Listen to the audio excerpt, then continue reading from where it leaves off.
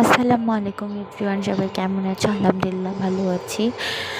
আর এখানটায় দেখো আজকে একটা ভিডিও নিয়ে চলে আসলাম। সেটা হচ্ছে আমার আম্মু রিজিনকে কিভাবে খাওয়াচ্ছে। রিজিনও তার নানির সাথে খুব ভালো একটা সময় কাটাচ্ছে। জানি না আমরা কয়দিন পর ঢাকায় গেলে কিভাবে রিজিনের সময়গুলো কাটবে। এখানটায় তার নানা নানি খালামণি সবাই ওকে কত কত আদর করে, আর সবার সাথে রিজিন খুব ভালো একটা সময় কাটায়। কিন্তু ঢাকায় গেলে শুধু আমাকে পাবে, তার বাবাকে পাবে কিছু সময়ের জন্য।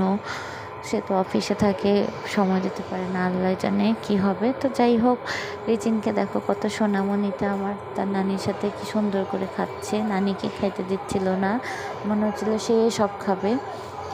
কত ভালো লাগতেছে বলো।